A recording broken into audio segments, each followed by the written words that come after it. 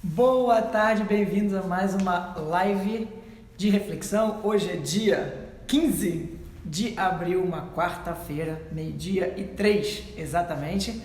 Vamos lá começar o nosso inspiração do dia.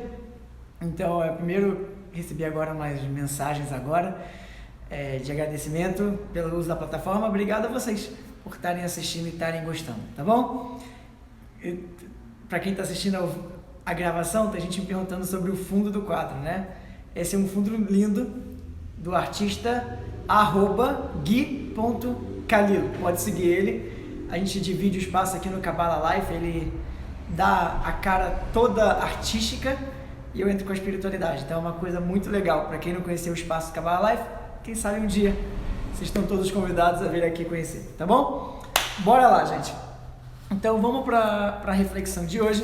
Tá, então, me deu vontade de estar no azul, né? A Valéria colocou, me deu vontade de estar nesse azul, nesse infinito do mar. Me deu vontade, assim, um pouco de saudade da natureza. Vamos lá, gente. Essa quarentena. Vamos lá. Então, eu queria... na live de hoje, eu queria ler um pouco mais sobre o livro que eu tenho lido nos últimos dias, né? Eu li um dia e aí me perguntaram mais, eu li o segundo dia e me perguntaram mais. Então vamos para o terceiro dia do mesmo livro. O livro de hoje é o mesmo de ontem, é esse aqui, ó, To Heal the Soul, né, para curar a alma. É um livro, para mim, como eu falei nos outros dias, muito especial. E, de novo, são artigos curtinhos e cada artigo curtinho é um soco no estômago, né, de reflexão, de pensamento. Então, sempre como eu falei nos dias anteriores, para entender o contexto desse livro, do que esse grande sábio está colocando, obviamente é muito importante tentar dar o contexto da vida dele no momento, que é difícil colocar em poucos minutos numa live, mas o contexto, assim como eu falei nos outros dias, resumido ele estava vivendo e morando num campo de concentração durante a Segunda Guerra Mundial, e foi lá que ele achou, através dos próprios escritos, força para se sustentar e para também inspirar outras pessoas. Então imagina a cena: fome, sede, campos de concentração, quarentena bem diferente do que a gente vive agora, mas um tipo de quarentena bem mais drástica, mas enfim. E ele escreveu essas coisas lindas e maravilhosas que vieram a ser publicadas anos e anos, décadas depois, tá? Então, esse artigo ele escreveu, para ser mais exato, no ano de 1900 e... não diz exato, na verdade, desculpa, 1930 e alguma coisa, tá? Então vamos lá, tá? Vamos ler o que ele escreveu aqui. Então o artigo é o número 25 e o título do artigo é: quando o propósito da vida é perdido, quando a pessoa perde o seu propósito de vida, o significado da vida. Então ele fala assim: pare. Eu esqueci uma palavra em inglês, eu sempre esqueço essa palavra. Nossa. Calma aí, vou lembrar, só um segundo. Lembrei. Pare de ficar de luto por aquelas pessoas que matam a si mesmas. Por quê? Será que vale a pena você ficar de luto por uma pessoa que está acabando com a sua própria vida? As pessoas, elas perdem seu significado de vida e quando elas perdem, elas acabam cometendo suicídio. Porém, estou só lendo o que ele escreveu, ao invés de ficar preocupado com as pessoas que nesse momento de desespero estão tirando suas próprias vidas, eu estou mais preocupado com as pessoas que estão se matando mesmo vivas ainda. A vida se tornou tão sem significado, tão sem propósito, que as pessoas estão vivas e mortas. Estão vivas fisicamente, mas mortas espiritualmente. Até agora, eu estou vendo cada vez mais pessoas perdendo a vontade de viver, perdendo o significado da vida, perdendo sua vontade. As pessoas estão perdendo sentido. E isso está fazendo com que elas percam sua vida e elas tirem a própria vida. Precisamos deixar de nos preocupar com aquelas pessoas que já fizeram sua passagem ou tiraram sua própria vida, mas sim como poderíamos injetar significado e propósito naquelas que ainda estão vivas. Apatia para tudo. Isso só significa que a vida está sem significado. E esse é o artigo de hoje, tá? E quando eu leio esse artigo, né, eu me gero a minha pergunta, eu gero uma pergunta para mim mesmo. Primeiro, ele falou do suicídio, né, que as pessoas estão tirando a própria vida. E dentro de mim eu tenho sempre uma pergunta na minha cabeça: qual é ou qual seria o real significado de um suicídio? É uma pergunta que eu carrego comigo, né? Porque o suicídio comumente conhecido, né, é uma pessoa que realmente tira a própria vida no sentido de se jogar, tiro, qualquer coisa parecida com isso, remédio, enfim, é uma forma que a pessoa tira a própria sua vida. Isso é claro, talvez um suicídio. Mas será que uma pessoa que, por exemplo, é um exemplo aleatório, tá? Uma pessoa que, por exemplo, ela fuma e ela sabe que esse vício do cigarro aos poucos está fazendo mal para o pulmão dela, está limitando a respiração dela e ela vai ter problema lá na frente, câncer e sei lá o que. Será que isso não seria também uma forma de suicídio? Ou ainda, a gente pode ir mais sutil ainda. Será que todo dia reclamar da vida, ou ficar chateado com a vida, ou ficar apático com a vida, não seria também uma forma devagar e silenciosa, mas também uma forma de suicídio? E é isso que eu acho que ele tenta colocar no livro. Estamos muitas vezes muito preocupados com a morte. E a morte, é óbvio que ela é preocupante, porque a morte significa um fim de um ciclo e, especialmente na cultura ocidental, não só, mas especialmente, existe muito medo da morte. O que vai ser depois?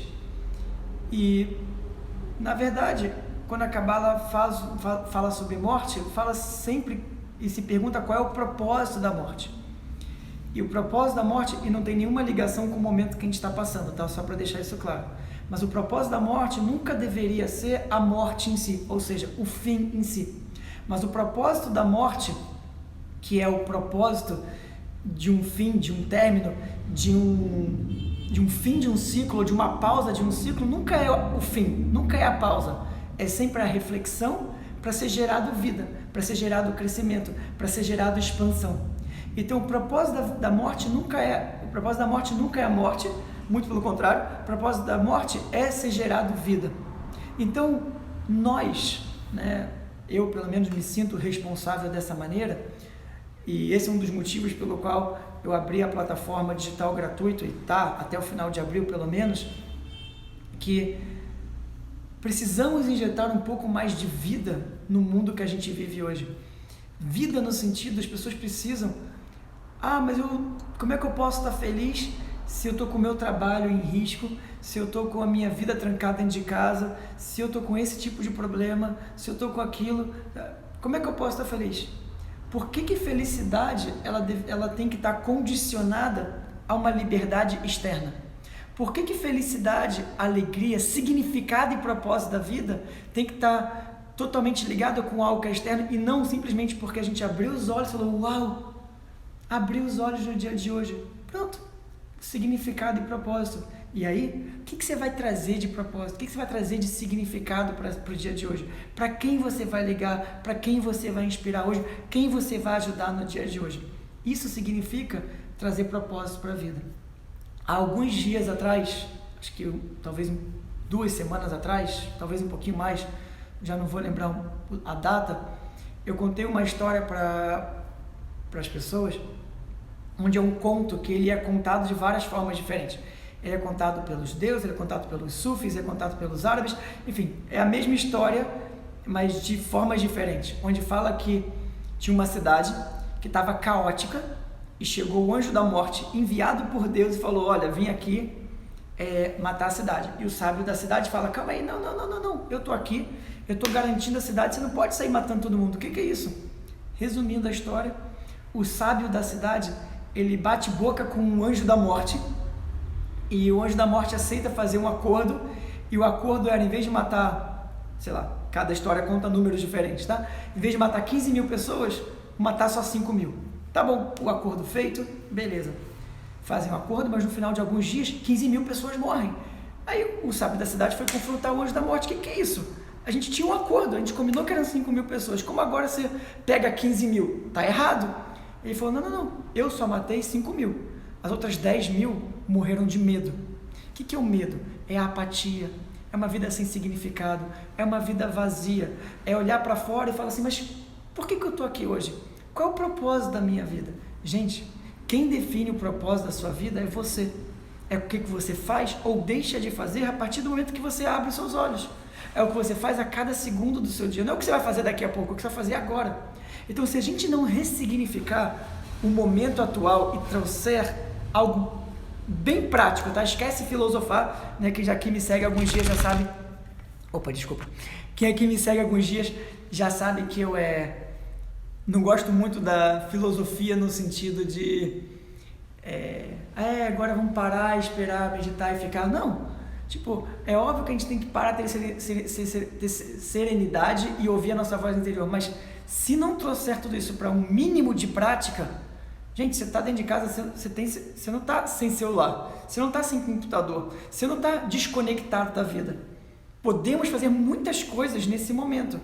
Agora, uma pessoa que é pobre ou uma pessoa que é morta, ou que está viva, mas está morta, não é uma pessoa que não tem dinheiro, não é uma pessoa que está sem condição de comprar comida. Espiritualmente, essa não é uma pessoa pobre ou morta. Uma pessoa pobre ou uma pessoa morta é aquela pessoa que olha para a própria vida e ela não enxerga o que ela poderia estar passando para frente no dia de hoje. E aí sim, se a pessoa não tem nada para passar para frente, essa pessoa morta, essa é uma pessoa vazia. Então fica aqui a minha reflexão do dia de hoje, curta, simples e direta. Bora ressignificar a vida, bora se preocupar, porque se estamos aqui, e você ainda está aqui, né? Porque se você está me assistindo, você ainda está aqui, é porque você está vivo. Então, ao invés de se preocupar com a morte, bora se preocupar com a vida. Como injetar vida, como injetar ânimo, como injetar propósito na sua vida. Essa é a forma que a gente vai mudar esse ciclo que a gente está vivendo agora. Alegria, proatividade, na prática. O que você vai fazer diferente a partir de agora? Então é isso, gente, que eu tinha para compartilhar com vocês no dia de hoje. Esse vídeo vai ficar disponível já para quem chegou atrasado aqui mesmo no Instagram ou também no YouTube e outros canais diferentes. Se você gostou, depois você pode compartilhar o que quiser e lembra que a plataforma digital está liberada até o final de abril. Se você ainda não acessou, ainda tem a oportunidade. Estou recebendo muitos elogios da plataforma, então obrigado pelos elogios. Quando terminar esse processo dessa quarentena, depois a gente vê, quem quiser se inscrever, quem quiser se aprofundar, vai ficar melhor ainda. Beijos, até amanhã, todo dia, live meio-dia. E vou terminar com a musiquinha de hoje. Valeu, gente, até amanhã, beijo.